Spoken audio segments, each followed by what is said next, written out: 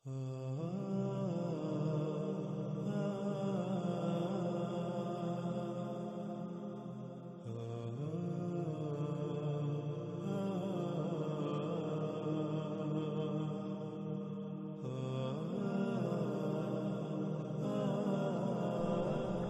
سورہ الفرقان کی آیت نمبر 62 میں اللہ سبحانہ و تعالیٰ کا کہنا ہے وَهُوَ الَّذِي جَعَلَ اللَّيْلَ وَالنَّهَارَ خِلْفَةً، اور جو کچھ بھی نظر آ رہا ہے وہی ذات ہے، کر دیا رات اور دن ایک دوسرے کے پیچھے آ جا رہے ہیں۔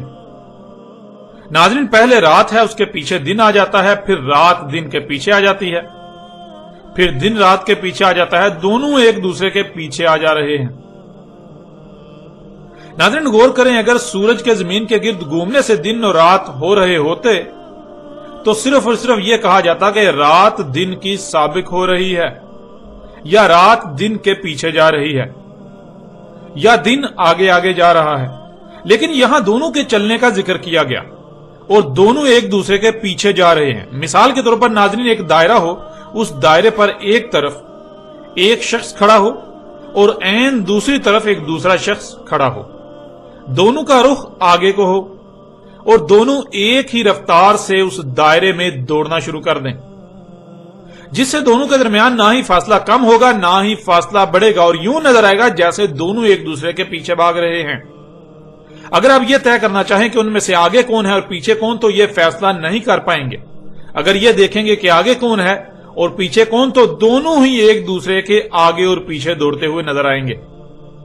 اللہ سبحانہ و تعالیٰ نے کہا کہ بالکل ایسے ہی رات اور دن ایک دوسرے کے پیچھے جا رہے ہیں، اور یہ صرف اور صرف اسی صورت ممکن ہے کہ زمین گیند کی طرح گول ہو، خلا میں معلق ہو، اس کے ایک طرف اندھیرا اور دوسری طرف روشنی ہو، اور درمیان میں زمین اپنے ہی محور پر گھوم رہی ہو، جس سے بالکل ایسا ہی ہوگا کہ رات اور دن ایک دوسرے کے پیچھے جا رہے ہیں۔ جیسا کہ آپ سکرین پر مناظر دیکھ رہے ہیں، یوں اس آیت میں بھی اللہ سبحانہ و تعالیٰ نے بالکل صراحت کے ساتھ یہ بات واضح کر دی کہ زمین گیند کی طرح گول ہے اور اپنے ہی محور پر گھومنے سے رات اور دن کا اختلاف ہو رہا ہے۔ پھر ناظرین، اسی کو اللہ سبحانہ و تعالیٰ نے قرآن میں مزید ایک اور پہلو سے بھی واضح کر دیا۔ آپ کو سکرین پر اس وقت سورہ زمر کی آیت نمبر 5 نظر آ رہی ہے، جس میں اللہ سبحانہ و تعالیٰ نے کہا یکور اللیل علی النہار و یکور النہار علی اللیل۔ ناظرین، یہ آیت بھی چونکا دینے والی ہے۔ کور عربی میں کہتے ہیں کسی شے کو گھمانا جس وجہ سے دوسری شے اس پر چڑھ رہی ہو، اور یکور کہتے ہیں کہ مسلسل اپنے ہی محور پر گھوم رہے ہونا جس سے اس پر کچھ چڑھ رہا ہو۔ اس آیت میں اللہ سبحانہ و تعالیٰ نے کہا خود ہی گھوم رہے ہیں رات اور دن، یعنی زمین کا وہ حصہ جو اندھیرے میں ہے جس سے اس پر رات ہوتی ہے، اور زمین کا وہ حصہ جو روشنی میں ہے جس سے اس پر دن ہوتا ہے۔ زمین کے دونوں حصے ایسے گھوم رہے ہیں جیسے کسی شے کو اپنے ہی محور پر گھمائے جانے سے اس کا ایک رخ دوسری طرف جا رہا ہوتا ہے۔ بالکل اسی طرح زمین گھوم رہی ہے، جس سے زمین کا وہ حصہ جو اندھیرے میں ہوتا ہے اس پر دن چڑھ رہا ہے، اور جو روشنی میں ہوتا ہے اس پر اندھیرا چڑھ رہا ہے۔ یہ سلسلہ مسلسل چل رہا ہے۔ ناظرین، یہ بات آپ پہلے ہی جان چکے ہیں کہ قرآن میں اللہ سبحانہ وتعالی نے بالکل واضح کر دیا کہ زمین گیند کی طرح گول ہے، لیکن ایسے خلق کیا کہ وہ سپاٹ خصوصیات کی حامل ہے۔ زمین کا نہ تو کوئی کونا ہے اور نہ ہی کوئی کنارہ۔ اگر آپ چلتے ہیں تو جدھر بھی رخ کر کے چلیں، چلتے ہی جائیں گے، کبھی کوئی کنارہ نہیں ملے گا، نہ ہی کوئی کونا آئے گا کہ آپ کو وہاں سے دائیں یا بائیں یا پیچھے مڑنا پڑے۔ زمین میں ہر لحاظ سے تسلسل ہی ملے گا۔ یوں بھی ناظرین، قرآن میں اللہ سبحانہ و تعالی نے واضح کر دیا کہ زمین گیند یعنی گولے کی طرح گول ہے۔ زمین ایک گولا ہے جو اپنے ہی محور پر گھوم رہا ہے، جس سے اس پر رات اور دن چڑھ رہے ہیں۔ اب ناظرین، آپ خود فیصلہ کریں کہ یہ ملا، پنڈت، پادری وغیرہ سمیت تمام کا تمام مذہبی طبقہ، یہ طبقہ سچا ہے کہ زمین نہیں بلکہ سورج زمین کے گرد گھومنے سے دن اور رات ہو رہے ہیں، یا اللہ سبحانہ و تعالیٰ کا کلام حق ہے؟ یہ فیصلہ کرنا کوئی مشکل نہیں، حقیقت ہر لحاظ سے آپ کے سامنے ہے۔ ویسے بھی آپ یہ جان چکے ہیں کہ اللہ سبحانہ و تعالیٰ نے کہا رات اور دن کا اختلاف اولی الالباب کے لیے آیات ہیں، نہ کہ ان کے لیے جو عقائد والے ہیں۔ عقائد والے تو جو آنکھوں سے دیکھ رہے ہیں اسی کو اصل اور مکمل حقیقت سمجھتے اور مانتے ہیں۔ آپ یہ بات جان چکے کہ ایک مقام پر اللہ سبحانہ و تعالی نے رات اور دن کے اختلاف کو اولی الالباب کے لیے آیات قرار دیا کہ یہ اولی الالباب کے لیے آیات ہیں، یہ ان لوگوں کے لیے آیات ہیں جو اپنی آنکھوں کانوں کو ہر لمحے کھلا رکھنے والے ہیں، جو دل سے غور کرنے والے ہیں، جو کبھی بھی کسی نتیجے کو آخر اور کل سمجھ کر دماغ میں ڈال کر اس پر تالا نہیں لگاتے، بلکہ وہ دل و دماغ کے دروازے کھلے رکھتے ہیں، ہر وقت غور و فکر کرتے ہیں۔ اگر پہلے سامنے آنے والی بات میں کوئی کمی کجی یا نقص وغیرہ سامنے آتا ہے تو اس کی اصلاح کر لیتے ہیں، اسی پر ڈٹے نہیں رہتے، اور اگر پہلے والی بات نتیجہ یا نظریہ غلط ثابت ہو جائے تو اسے دماغ میں نہیں رہنے دیتے بلکہ اسے دماغ سے نکال باہر کرتے ہیں۔ اور ناظرین، ایسے لوگوں کے برعکس ان کے لیے آیات نہیں ہیں جو کسی بھی بات کو، کسی نتیجے کو کل اور آخر سمجھتے ہوئے دماغ میں ڈال کر اس پر تالے لگا دیتے ہیں، غور و فکر کے دروازے بند کر دیتے ہیں، یعنی عقائد بنا لیتے ہیں، عقائد والے لوگ۔ پھر اسی طرح اللہ سبحانہ و تعالی نے دوسرے مقام پر سورہ البقرہ کی آیت نمبر 164 میں اختلاف اللیل والنہار کا ذکر کرتے ہوئے کہا لآیات لقوم یعقلون، عقل رکھنے والوں کے لیے، سوچنے سمجھنے والوں کے لیے آیات ہیں، یعنی جن میں عقل نہیں ہے، جو سوچنے سمجھنے کی صلاحیت نہیں رکھتے، جو بیوقوف جاہل ہیں، ان کے لیے آیات نہیں ہیں، بلکہ وہ رات اور دن کے اختلاف کو جو انہیں آنکھوں سے نظر آ رہا ہے انہیں آیات کی بجائے بینات سمجھتے ہیں، یعنی وہ ان میں غور کر کے چھپی ہوئی حقیقت کو جاننے کی بجائے جو آنکھوں سے نظر آ رہا ہے اسی کو حقیقت اور مکمل سمجھتے ہوئے اپنا عقیدہ بنا لیتے ہیں اور اپنے عقائد بنائے ہوئے ہیں۔ پھر ناظرین، تیسرے مقام پر سورہ یونس کی آیت نمبر 6 میں اللہ سبحانہ تعالیٰ نے یوں کہا لآیات لقوم یتقون، بچنے والوں کے لیے آیات ہیں، یعنی کہ ان کے لیے آیات ہیں جو دنیا و آخرت میں اللہ کے غضب سے، عذاب علیم سے بچنا چاہتے ہیں، جو اللہ کے غضب سے بچنے والے ہیں، یوں وہ ان میں غور و فکر کرتے ہیں اور حق کو پہچان کر نہ صرف اس پر عمل کرتے ہیں بلکہ یوں دنیا و آخرت میں بچنے والوں میں سے ہو جاتے ہیں۔ مگر جو بچنا نہیں چاہتے، جو اللہ کے قانون میں اللہ کے غضب سے بچنے والے نہیں ہیں، جو دنیا و آخرت میں ہلاکت کا شکار ہوں گے، جن کا مقصد دنیاوی مال و متاع کا حصول ہو، جو آخرت کے بارے میں رائے برابر بھی علم نہ رکھتے ہوں، نہ اس کا یقین ہو، تو وہ انہیں آیات تسلیم کر کے ان میں غور و فکر سے حقیقت جاننے کے بجائے آیات کو ہی اصل اور مکمل حقیقت سمجھتے ہوئے دنیا و آخرت میں خسارے کا سودا کرتے ہیں۔ یوں نہ ان پر دنیا میں آنے کا مقصد واضح ہوتا ہے اور نہ اسے پورا کر پاتے ہیں، الٹا جہالت کو حق کا نام دے کر دلال مبین میں ہوتے ہیں۔ اب ناظرین، حقیقت آپ کے سامنے ہے، فیصلہ آپ کے اپنے ہاتھ میں ہے کہ آیا آپ بچنے والوں میں سے ہونا چاہتے ہیں یا جو دنیا اور آخرت میں ہلاکت کا شکار ہوں گے ان میں سے ہونا چاہتے ہیں۔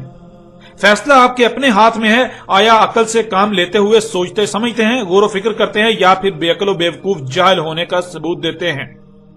فیصلہ آپ کے اپنے ہاتھ میں ہے کہ آیا آپ اپنے آنکھ کان دل و دماغ کھلے رکھتے ہیں اور اولی الالباب میں شمار ہوتے ہیں، یا پھر بند اور بٹ دماغ جو آباء و اجداد سے نسل در نسل منتقل ہوا انہی عقائد کے حامل اللہ کے قانون میں شرط دواب ثابت ہوتے ہیں، بندر و خنزیر ثابت ہوتے ہیں۔ یہ فیصلہ آپ کے اپنے اختیار میں ہے۔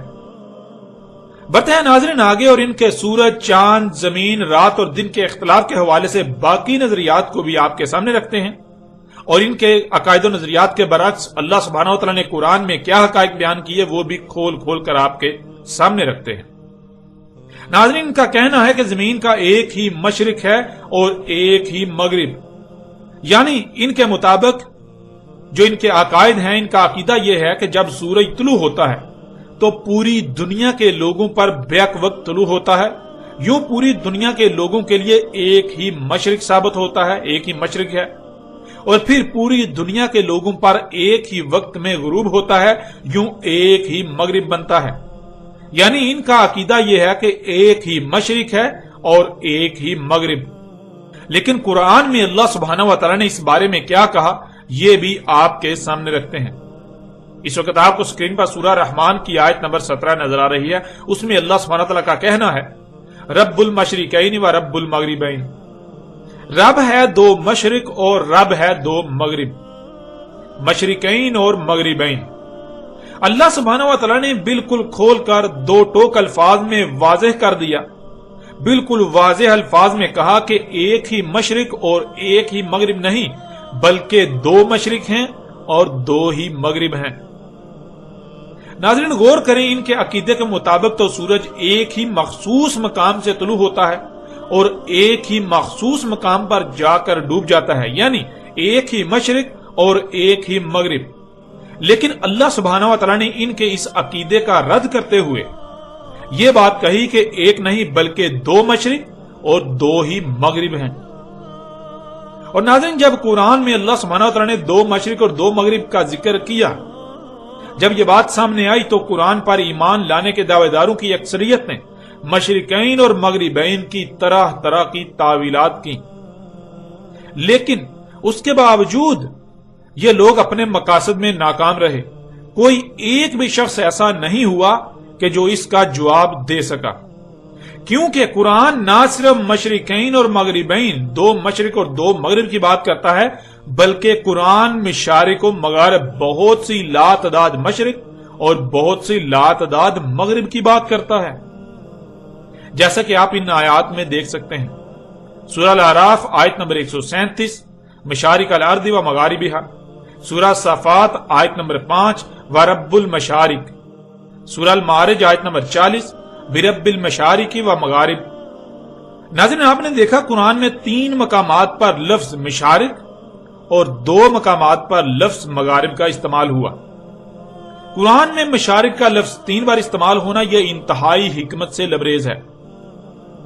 مشارق کا لفظ 2 کی بجائے 3 بار صرف اور صرف اسی صورت میں استعمال ہو سکتا ہے کہ سورج زمین کے وجود میں آنے کے بعد میں وجود میں آیا، جس سے مشارق ہوئے، پھر مغارب جو مشارق بھی ہوئے اور مشارق جو مغارب بھی ہوئے۔ یوں 3 بار مشارق بنے گا اور 2 بار لفظ مغارب وجود میں آئے گا۔ یوں ناظرین قرآن میں اللہ سبحانہ و تعالی نے یہ عظیم راز بھی کھول کر رکھ دیا کہ زمین پہلے وجود میں آئی اور زمین کے بعد سورج وجود میں آیا۔ اب ناظرین ایسے لوگ جن کے عقیدے کے مطابق ایک ہی مشرق اور ایک ہی مغرب ہے، یعنی سورج ایک ہی مقام سے طلوع ہوتا ہے اور ایک ہی مقام پر جا کر ڈوب جاتا ہے، جب قرآن میں مشرقین اور مغربین الفاظ آئے تو انہوں نے ان الفاظ کی طرح طرح سے تعویلات کرنے کی کوشش کی۔ جب انہوں نے تعویلات کی تو مشارق و مغارب ان الفاظ سے ان کی تعویلات کا تصادم ہوا۔ مشارق و مغارب کی ایسی کوئی تعویل کرنے میں ناکام رہے کہ جس میں مشرقین اور مغربین کا بھی احاطہ ہو جائے، یوں یہ ہر طرح سے ناکام رہے اور لوگ سوالات نہ اٹھائیں۔ اس وجہ سے انہوں نے ان باتوں کو، ان الفاظ کو، ان چیزوں کو چھپانا شروع کر دیا، ان کو سامنے لانے سے گریز کرتے رہے تاکہ نہ ہی ان کی کوئی پول کھلے اور نہ ہی لوگ سوالات اٹھائیں۔ لیکن ناظرین حقیقت تو یہ ہے کہ جب بنیاد ہی غلط ہو تو پھر حق کیسے سمجھ آ سکتا ہے؟ ان لوگوں کا معاملہ یہ ہے کہ یہ لوگ قرآن سے حق کو نہیں سمجھنا چاہتے، بلکہ یہ اپنے آباء و اجداد سے نسل در نسل منتقل ہونے والے عقائد کی تائید و تصدیق میں قرآن کھولتے ہیں۔ جب قرآن تصدیق کی بجائے ان کے عقائد و نظریات کی تردید کرتا ہے تو یہ لوگ قرآن سے حق حاصل کرنے کی بجائے الٹا اپنے عقائد و نظریات کو قرآن پر چسپاں کرنے کی سر توڑ کوشش کرتے ہیں اور آج تک یہی کر رہے ہیں۔ ان میں سے کوئی یہ کہتا ہے کہ دیکھو سورج جہاں گرمیوں میں طلوع ہوتا ہے وہاں سے سردیوں میں طلوع نہیں ہوتا، سردیوں اور گرمیوں میں طلوع و غروب کے الگ الگ مقامات ہیں۔ یوں اس طرح 2 مشرق اور 2 مغرب ہوتے ہیں جن کا قرآن میں اللہ سبحانہ تعالیٰ نے ذکر کیا، مشرقین اور مغربین۔ اور پھر ناظرین میں سے کچھ لوگوں نے اس نظریے کو ایک دوسرے پہلو سے بیان کیا کہ دیکھو ایک مشرق جہاں سورج طلوع ہو رہا ہے اور ایک مغرب جہاں سورج غروب ہو رہا ہے۔ اب پیچھے رہ گئے شمال اور جنوب، تو ایک مشرق شمال یا جنوب اور ایک مغرب شمال یا جنوب، ان دونوں میں سے ایک۔ تو یوں شمال اور مشرق 2 مشرقین اور مغرب اور جنوب 2 مغربین، اس طرح سے انہوں نے تعویلات کی۔ لیکن ناظرین قرآن ان کے ایسے بیہودہ دلائل کو اس وقت جڑ سے اکھاڑ کر پھینک دیتا ہے اور ان کو منہ کی کھانی پڑتی ہے جب قرآن مشرق اور مغرب یعنی ایک ہی مشرق اور ایک ہی مغرب کا ذکر کرتا ہے۔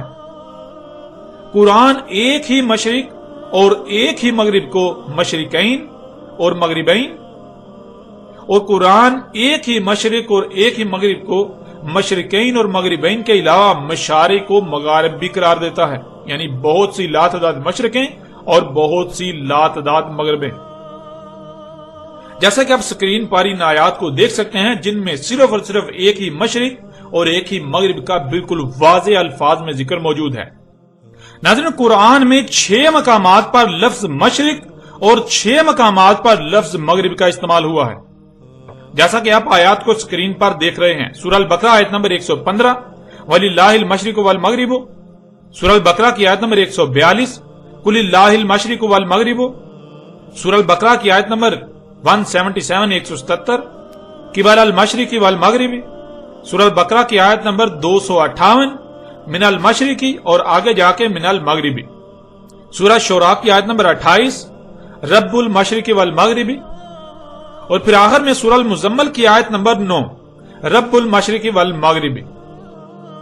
नाज़रीन, आपने देखा कि कुरान में अल्लाह सुब्हानहू व तआला ने ना सिर्फ एक ही मशरिक और मगरिब का जिक्र किया, बल्कि अल्लाह सुब्हानहू व तआला ने उस एक ही मशरिक और एक ही मगरिब को मशरिकैन और मगरिबैन भी कहा। फिर उसी एक ही मशरिक और एक ही मगरिब को मशारिक और मगारिब भी कहा।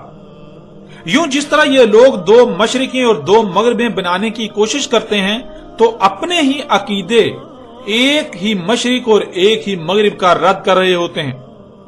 और फिर जब एक की बजाय 2 मशरिकें और 2 मगरिबें बनाने की कोशिश करते हैं, तो उसे बेहक वक्त एक ही मशरिक और एक ही मगरिब साबित नहीं किया जा सकता, क्योंकि जब इन्होंने मशरिकैन से मुराद 2 अलग अलग मशरिकें बना दी, अलग अलग मकामात बना दिए, तो फिर वो 2 अलग अलग मकामात को एक कैसे कहा जा सकता है? कुरान में एक ही मशरिक और मगरिब को मशरिकैन और मगरिबैन, फिर एक ही मशरिक और मगरिब को मशारिक और मगारिब कहा गया, यानी बहुत सी मशरिकें और बहुत सी मगरिबें। नाज़रीन, इसकी हकीकत क्या है, इसे आपके सामने रखते हैं। आप ये बात पीछे जान चुके हैं कि अल्लाह सुब्हानहू व तआला ने बिल्कुल वाज़ेह कर दिया कि जमीन गेंद की तरह गोल है, और आप ये भी जान चुके कि रात और दिन का इख्तलाफ कैसे हो रहा है, रात और दिन कैसे आ जा रहे हैं। रात और दिन सूरज के जमीन के गिर्द घूमने की वजह से नहीं, बल्कि जमीन के अपने ही महवर पर सूरज पर घूमने की वजह से आ जा रहे हैं। कुरान में अल्लाह सुब्हानहू व तआला ने बिल्कुल वाज़ेह कर दिया कि लैल थी, रोशनी नाज़रीन बाद में आती है। एक तरफ अंधेरा है और दूसरी तरफ सूरज की रोशनी, दरमियान में गेंद की तरह गोल जमीन खला में मुअल्लक है, और रात और दिन के इख्तलाफ के लिए अपने ही महवर पर घूम रही है। अब गौर से देखें तो ना ही रोशनी आगे पीछे हो रही है, रोशनी सफर कर रही है, और ना ही अंधेरा आगे पीछे हो रहा है, अंधेरा सफर कर रहा है। यूं रोशनी और अंधेरे के दरमियान एक लाइन लगा लें, जमीन के ऊपर एक लाइन लगा लें जो कि रोशनी और अंधेरे की सरहद है, हद है। वो आपको स्क्रीन के ऊपर चांदनुमा एक लाइन नजर आ रही है। उस लाइन के एक तरफ अंधेरा है और दूसरी तरफ रोशनी।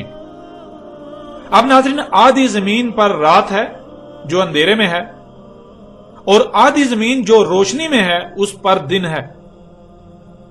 एक मकाम है जो अंधेरे और रोशनी की हद है। ये हद एक तरफ के लोगों के लिए तुलू, तो ऐन यही मकाम दूसरी तरफ के लोगों के लिए मकामे गुरूब हो गया। यूं यह बन गया एक मशरिक और एक मगरिब। अब जब जमीन घूम कर उसका मशरिक वाला हिस्सा दूसरी तरफ जाता है, तो मगरिब यानी सूरज डूबता हुआ नजर आता है। यूं एक तरफ के लोगों के लिए गुरूब, तो ऐन वही मकाम जमीन के दूसरी तरफ वालों के लिए मकामे तुलू होता है, सूरज तुलू हो रहा होता है। यूं एक मशरिक और एक मगरिब ये हो गए। यूं आप नाज़रीन गौर करें कि एक ही मकाम यानी मशरिक और मगरिब, ये मशरिकैन और मगरिबैन, यानी 2 मशरिकें और 2 मगरिबें बन जाते हैं। एक ही मकाम, मकामे मशरिक और मगरिब, मशरिकैन और मगरिबैन बन गया। और जमीन के घूमने से जमीन का एक एक इंच जब इस मकाम से गुजर रहा है, ये जो रोशनी और अंधेरे की हद है, जमीन का एक एक इंच जब इस मकाम से गुजर रहा है, तो फिर हर लम्हे तुलू भी हो रहा है और गुरूब भी हो रहा है।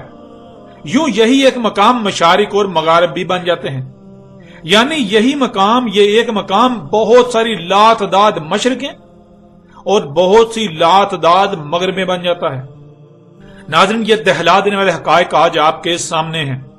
आप जरा गौर करें कि अगर अबाउ अजदाद से नस्ल दर नस्ल मुंतकिल होने वाले अकायद को कुरान पर चश्मा करने के बजाय कुरान की सही तर्जमानी की हुई होती तो ये एक ऐसा तूफान उठता कि दुनिया में कोई भी इंसान ऐसा ना होता जो कुरान के करीब आए बगैर रहता और दुनिया और आखिरत में फलाह ना पाता।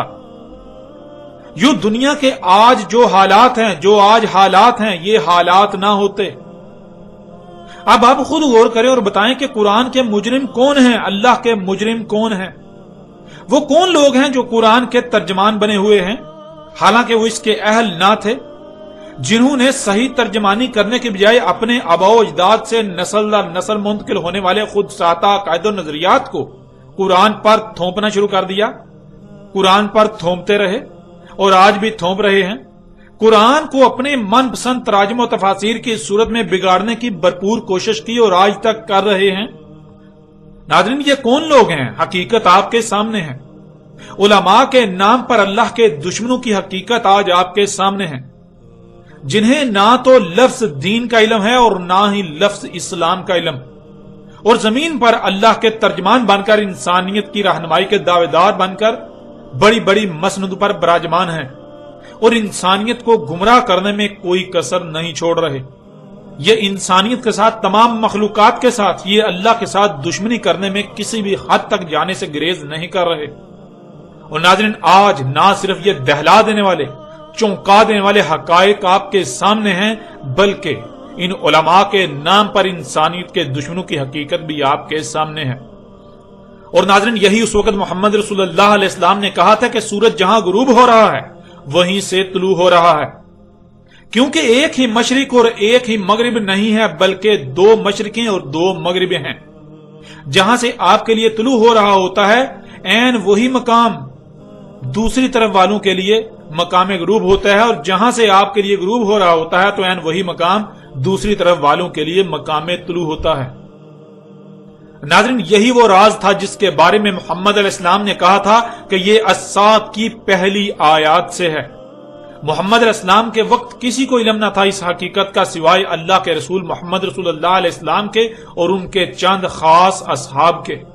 नाज़रीन, यही वो हकीकत थी जिसके बारे में रसूलुल्लाह अलैहिस्सलाम ने कहा था कि आज कोई भी इसे तस्लीम नहीं करेगा, लेकिन कल को जब ये अपनी आंखों से देख लेंगे कि जहां ये सूरज को तुलू होता हुआ देखते हैं वहीं से वो गुरूब भी हो रहा होता है एक दूसरी कौम पर, जहां से इसे गुरूब होता देखते हैं वहीं वो एक दूसरी कौम पर तुलू भी हो रहा होता है। जब ये अपनी आंखों से देख लेंगे तब ये सारे के सारे इस बात को मान जाएंगे।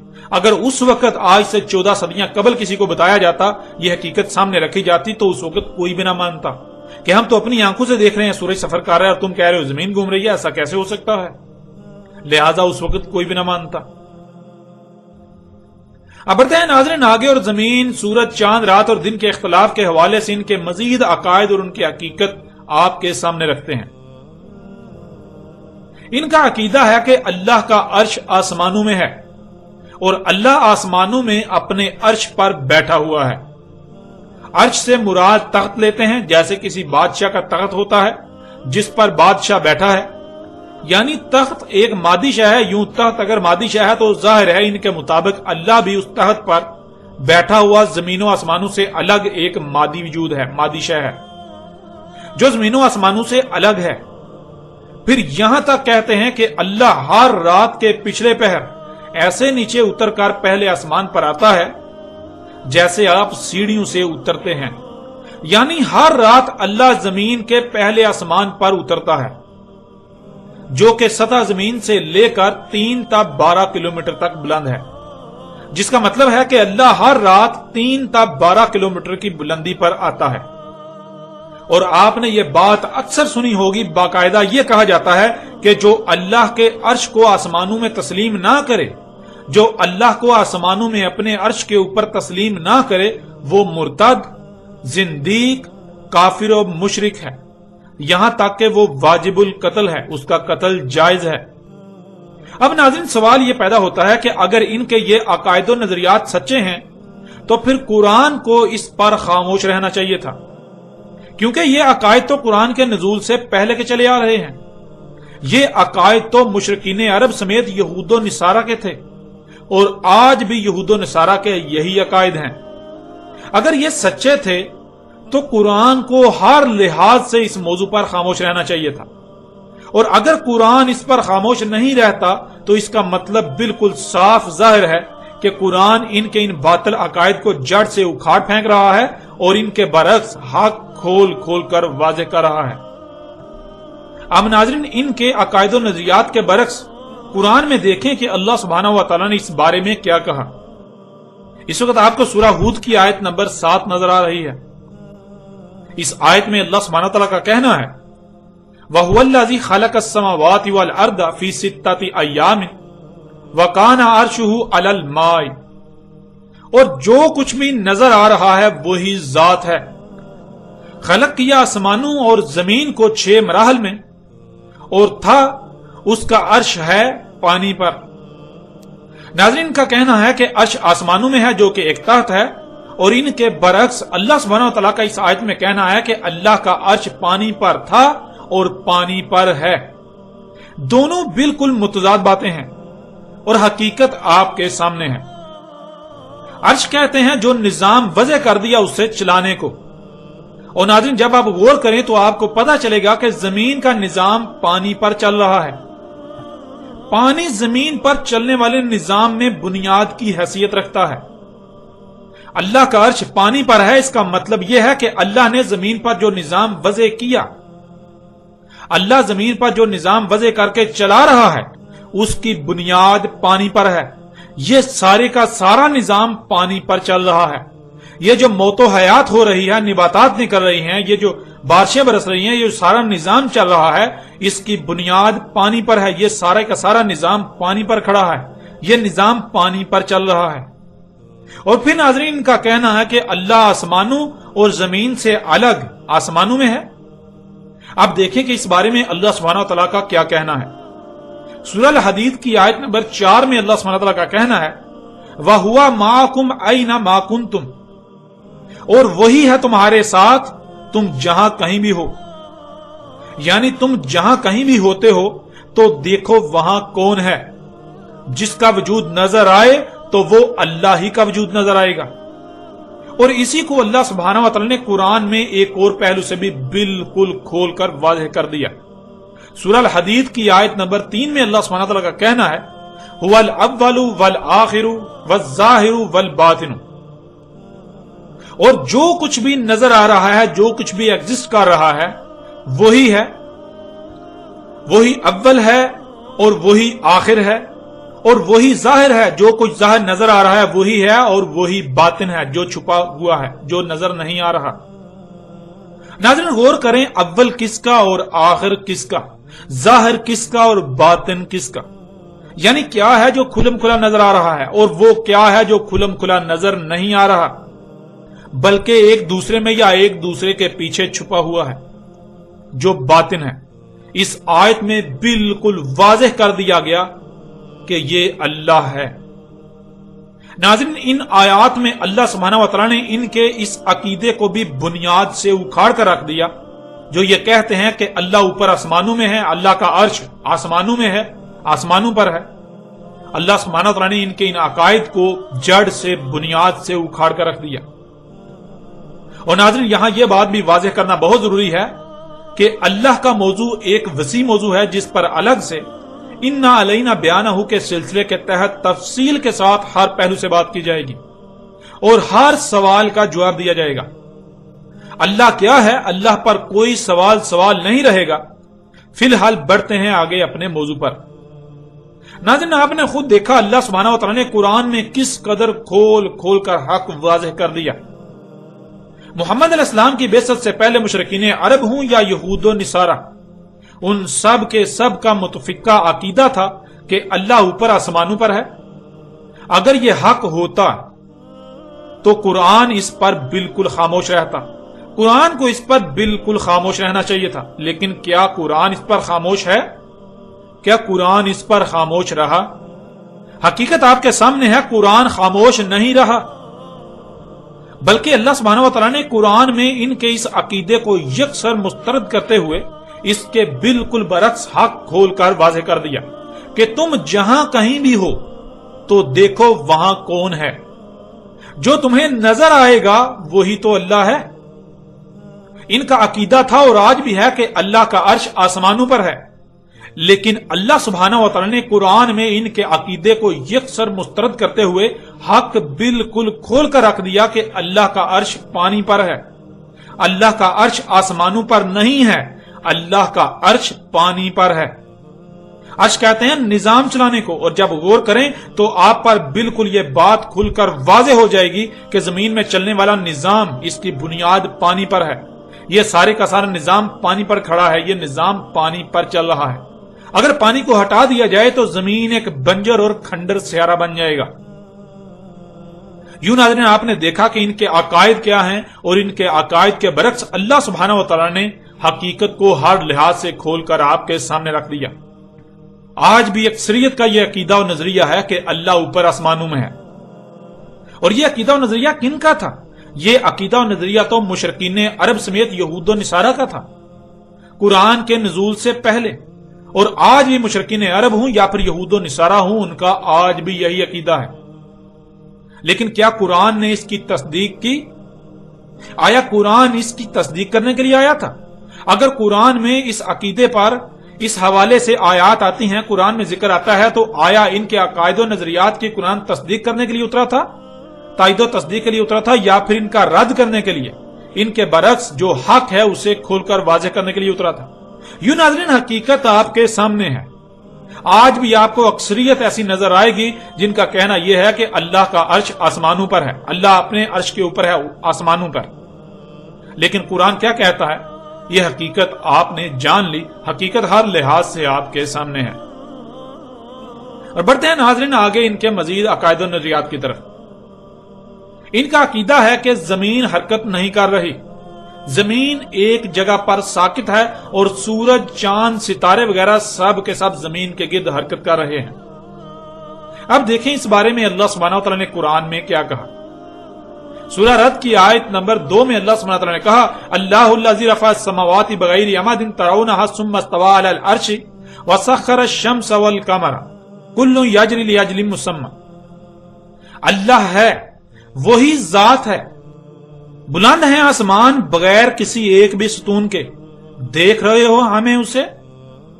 پھر استوا ہوا عرش پر اور سخر کیا سورج اور چاند کو، تمام کے تمام تیر رہے ہیں اجل مسمى تک، یعنی ان کی ایک مدت طے کر دی، ان سب کے خاتمے کا ایک وقت طے کر دیا، جب تک کہ وہ وقت نہیں آ جاتا تب تک تمام کے تمام اسی طرح تیرتے رہیں گے جیسے آج تیر رہے ہیں۔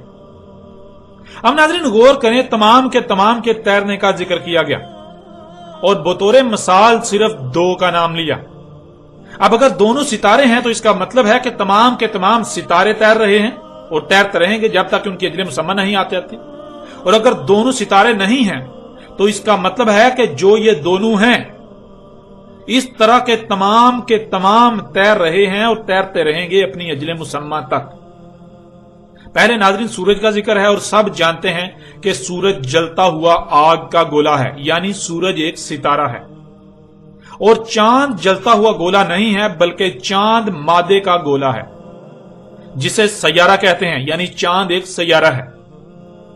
یوں ناظرین اللہ سبحانہ و تعالی نے ایک ستارے اور ایک سیارے کا ذکر کرتے ہوئے تمام کے تمام ستاروں اور سیاروں کے اجل مسمى تک تیرنے کا واضح الفاظ میں ذکر کر دیا۔ اب اگر تو زمین نہ ستارہ ہے نہ ہی سیارہ، تو پھر اس آیت میں زمین کے تیرنے کا ذکر نہیں ہے، اور اگر زمین ان میں سے ایک ہے تو پھر یہ بات بالکل واضح ہے کہ زمین بھی اپنے مدار میں انتہائی تیز رفتاری میں سفر کر رہی ہے، زمین بھی اپنے مدار میں تیر رہی ہے اپنی اجل مسمى تک۔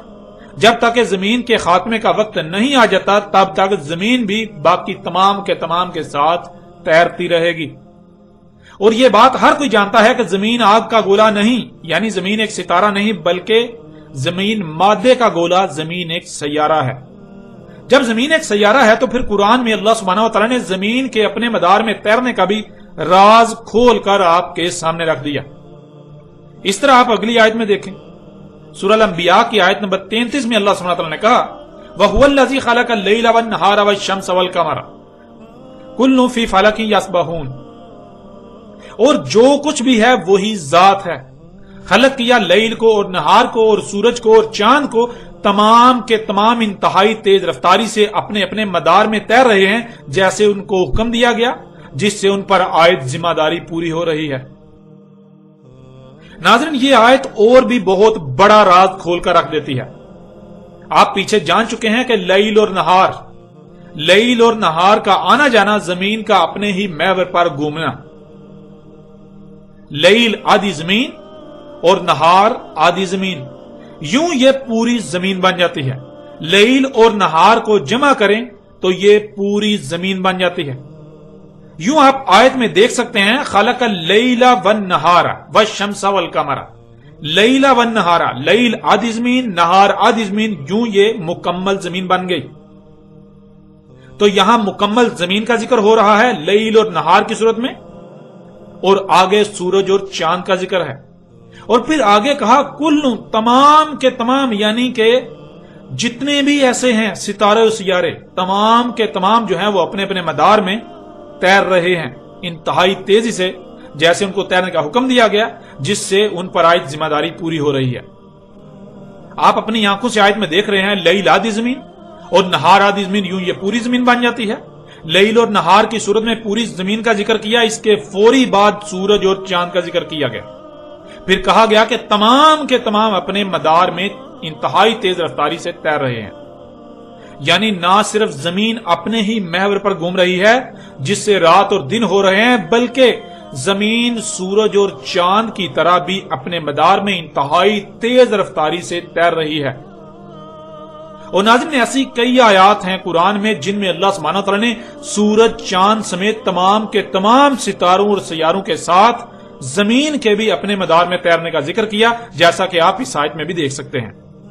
سورہ لقمان آیت نمبر 29، الم تر ان اللہ یولج اللیل فی النہار ویولج النہار فی اللیل وسخر الشمس والقمر کل یجری الی اجل مسمى، کیا نہیں دیکھا، کیا نہیں دیکھ رہے؟ اس میں کچھ شک نہیں، اللہ تھا یولج ہو رہی ہے لیل نہار میں اور یولج ہو رہی ہے نہار لیل میں، اور سخر کیا سورج اور چاند کو، تمام کے تمام اپنی اپنی اجل مسمى یعنی طے شدہ خاتمے کے وقت تک تیر رہے ہیں اور تیرتے رہیں گے۔ ناظرین، یولج اللیل فی النہار ویولج النہار فی اللیل کیا ہے؟ یہ بات پیچھے بہت صراحت کے ساتھ بیان ہو چکی۔ یہ الفاظ اس بات کی وضاحت کرتے ہیں، اس بات کو واضح کرتے ہیں کہ زمین اپنے ہی محور پر گھوم رہی ہے، جس سے زمین کا وہ حصہ جو اندھیرے میں ہے وہ روشنی میں چلا جاتا ہے، جس سے اس پر دن ہو جاتا ہے، اور جو حصہ روشنی میں ہے وہ اندھیرے میں چلا جاتا ہے، جس وجہ سے اس پر رات ہو جاتی ہے، اور یہ سلسلہ مسلسل چل رہا ہے۔ یوں یہ بات طے ہوگی کہ زمین اپنے ہی محور پر گھوم رہی ہے۔ اب لیل آدھی زمین اور نہار آدھی زمین، یوں یہ پوری زمین پوری ارض بن جاتی ہے۔ آگے اللہ سبحانہ تعالیٰ نے سورج اور چاند سمیت تمام کے تمام کے تیرنے کا ذکر کر دیا، یعنی زمین، سورج، چاند سمیت تمام کے تمام ستارے اور سیارے اپنے اپنے مدار میں تیر رہے ہیں اور اسی طرح تیرتے رہیں گے تب تک جب تک کہ ان کے خاتمے کا وقت جو طے کیا گیا وہ نہیں آ جاتا۔ ناظرین، آپ نے اپنی آنکھوں سے دیکھا اور کانوں سے سنا کہ اللہ سبحانہ و تعالیٰ نے نہ صرف زمین کا اپنے ہی محور پر گھومنے کا راز کھول دیا، بلکہ زمین، سورج، چاند سمیت تمام کے تمام ستارے اور سیارے اپنے اپنے مدار میں بھی تیر رہے ہیں۔ تمام کے تمام ستارے اور سیارے نہ صرف اپنے ہی محور پر بھی گھوم رہے ہیں جیسے زمین گھوم رہی ہے، بلکہ وہ اپنے اپنے مدار میں بھی ہر لحاظ سے گولائی میں آگے کو تیر رہے ہیں، اور اس وقت تک یہی سلسلہ چلتا رہے گا جب تک کہ ان کی جو اجل خلق کر دی گئی وہ نہیں آ جاتی، یعنی ان کی موت کا وقت، ان کے خاتمے کا وقت جب تک نہیں آ جاتا تب تک وہ اسی طرح تیرتے رہیں گے، اسی طرح گھومتے گھومتے گھومتے اپنے اپنے مدار میں تیرتے ہوئے آگے بڑھتے رہیں گے۔ یوں نہ صرف اللہ سبحانہ تعالیٰ نے اس قرآن میں 14 صدیاں قبل عظیم تر رازوں سے پردہ اٹھا دیا تھا جب کوئی انسان ان باتوں کا تصور بھی نہیں کر سکتا تھا، بلکہ اللہ سبحانہ و تعالیٰ نے اس وقت کے یہود و نصارہ ہو یا مشرکین عرب یا پھر موجودہ وہ لوگ جو ان کی مسل ہیں، ان سب کے جھوٹے بے بنیاد و باطل عقائد کو چاک کر کے رکھ دیا۔ ناظرین آپ خود غور کریں، اگر زمین ساکت ہوتی، سورج چاند سمیت باقی ستارے اور سیارے زمین کے گرد گھوم رہے ہوتے تو ان کی رفتار میں فرق ہونے کی وجہ سے بالکل واضح فرق نظر آنا چاہیے تھا، لیکن آپ دیکھتے ہیں کہ ایسا نظر نہیں آتا، بلکہ اس کے برعکس جب آپ دیکھتے ہیں تو ایسا نظر آتا ہے جیسے وہ سب کے سب ایک وجود کی طرح سفر کر رہے ہیں۔ بالکل ایسے ہی جیسے آپ گاڑی میں سفر کر رہے ہوتے ہیں تو درخت، گھر، جانور وغیرہ سمیت سب کا سب آپ کو پیچھے کو سفر کرتا ہوا نظر آتا ہے، تو کیا وہ سب کے سب پیچھے کو سفر کرتے ہوئے جا رہے ہوتے ہیں، یا پھر وہ سب کا سب تو اپنا اپنا کام کر رہے ہوتے ہیں، اپنے اپنے سرکل میں ہوتے ہیں، مگر آپ جس پر سوار ہوتے ہیں وہ شے سفر کر رہی ہوتی ہے۔ بالکل اسی طرح ناظرین آپ زمین پر سوار ہیں، زمین گھوم رہی ہے، وہ سواری گھوم رہی ہے جس پر آپ موجود ہیں، اس وجہ سے آپ کو لگتا ہے کہ تمام کے تمام ستارے اور سیارے، سورج، چاند وغیرہ گھوم رہے ہیں۔ یوں اس پہلو سے بھی حقیقت آپ کے سامنے ہے، حقیقت حق ہر لحاظ سے آپ کے سامنے ہے۔ بڑھتے ہیں ناظرین ان کے مزید عقائد و نظریات کی طرف۔ ان کا عقیدہ تھا کہ روشنی چاند کی اپنی ہے، لیکن دیکھیں اس بارے میں اللہ سبحانہ تعالیٰ نے قرآن میں کیا کہا۔ سورہ یونس کی آیت نمبر 5 میں اللہ سبحانہ تعالیٰ کہتے ہیں، جو کچھ بھی موجود ہے، جو کچھ بھی ایگزسٹ کر رہا ہے، جو کچھ بھی نظر آ رہا ہے، وہی ذات ہے۔ کر دیا سورج کو جلتا ہوا روشنی دینے والا اور چاند کو ٹھنڈا روشنی دینے والا۔ یعنی سورج جلتا ہوا چراغ ہے، سورج کی روشنی میں حرارت ہے، گرمی ہے، لیکن چاند ایسا نہیں ہے، چاند کی روشنی ٹھنڈی ہے، جس کا مطلب بالکل واضح ہے کہ روشنی چاند کی اپنی نہیں بلکہ وہ سورج سے لے کر منعکس کر رہا ہے۔ اور اسی کا اللہ سبحانہ تعالیٰ نے قرآن میں کئی مقامات پر واضح الفاظ میں بھی ذکر کر دیا۔ سورہ الفرقان کی آیت نمبر 61 میں اللہ سبحانہ تعالیٰ کہتے ہیں، اور کر دیا آسمان میں سراج، یعنی سورج روشنی دینے والا، اور چاند اس کی روشنی لے کر منعکس کرنے والا، یعنی چاند کو ریفلیکٹر بنا دیا، اور ایسا ریفلیکٹر کہ سورج سے گرم روشنی لے کر اسے نور بنا کر یعنی ٹھنڈی روشنی بنا کر آگے بھیجتا ہے۔ اسی طرح اگلی آیت میں دیکھیں، سورہ نوح کی آیت نمبر 16 میں اللہ سبحانہ تعالیٰ کا کہنا ہے، اور کر دیا چاند کو ان میں نور اور سورج کو روشنی دینے والا چراغ۔ ناظرین ان آیات میں بھی اللہ سبحانہ و تعالیٰ نے ان کے اس عقیدے کو بھی پاش پاش کر دیا کہ چاند کی اپنی روشنی ہے۔ یوں ناظرین آپ نے جان لیا کہ ان کے عقائد و نظریات اور ان کے برعکس اللہ سبحانہ و تعالیٰ نے حق کو کس قدر کس طرح کھول کھول کر بالکل واضح کر دیا۔ اب ناظرین حیران کن اور چونکا دینے والی بات تو یہ ہے کہ قرآن میں اللہ سبحانہ و تعالیٰ کی طرف سے مشرکین عرب اور یہود و نصارہ کے اس باطل عقیدے کو پاش پاش کر دینے سے اور حق بالکل کھول کھول کر رکھ دینے سے چاہیے تو یہ تھا کہ اپنے آباء و اجداد کے ان باطل عقائد کو ترک کر دیا جاتا جو نسل در نسل چلتے آ رہے ہیں، لیکن آج یہود و نصارہ سمیت خود کو امت مسلمہ کہلوانے والوں نے الٹا قرآن کی طرف سے کھولے جانے والے حقائق پر اعتراضات داغنا شروع کر دیے۔ حق اس قدر کھول دیے جانے کے باوجود حق سے اختلاف کرنا شروع کر دیا اور حق سے اختلاف کر رہے ہیں۔ مذہبی طبقے کی اکثریت بالخصوص عرب دنیا کے سلفی مکتبہ فکر کے علماء کے نام پر جو حالات اور بر صغیر کی نامور شخصیات جن میں سر فہرست بریلوی فرقے کے بانی احمد رضا خان بریلی نے انتہائی مضحکہ خیز اعتراضات اٹھائے۔ ان علماء کے نام پر جو علام سعودی عرب کے ملا اس معاملے میں سب سے آگے آگے تھے اور آج بھی سب سے آگے آگے ہیں۔ یہاں تک آپ یہ بات جان چکے کہ جو کچھ بھی اللہ سبحانہ تعالیٰ نے قرآن میں بیان کیا، جو کچھ بھی اللہ سبحانہ تعالیٰ نے کہا، آج اکثریت اس سے اختلاف کر رہی ہے، قرآن سے جھگڑا ہی کر رہی ہے، اکثریت قرآن کے خلاف ہی چل رہی ہے، اکثریت انہی عقائد و نظریات پر ڈٹی ہوئی ہے جو قرآن کے نزول سے پہلے موجود تھے، جو قرآن کے نزول سے پہلے پائے جاتے تھے، جو نسل در نسل منتقل ہو رہے ہیں۔ اکثریت انہی عقائد پر ڈٹی ہوئی ہے۔ لیکن ان کے ان عقائد کے برعکس قرآن میں اللہ سبحانہ وتعالی نے کیا کہا؟ یہ حقائق ہر لحاظ سے آپ کے سامنے ہیں۔ قرآن میں اللہ سبحانہ وتعالی کی طرف سے حق بالکل کھول کر واضح کیے جانے کے باوجود حق تسلیم کرنے کی بجائے ان لوگوں نے جو اختلاف کیا، جو اعتراضات اٹھائے اور آج بھی اٹھا رہے ہیں، آئندہ ہم ان اعتراضات کو آپ کے سامنے رکھیں گے اور ان اعتراضات کی حقیقت بھی چاک کر آپ کے سامنے رکھیں گے۔ اب ناظرین بات کریں گے قرآن کی طرف سے کھولے جانے والے ان حقائق پر، ان کی طرف سے اٹھائے جانے والے اعتراضات پر۔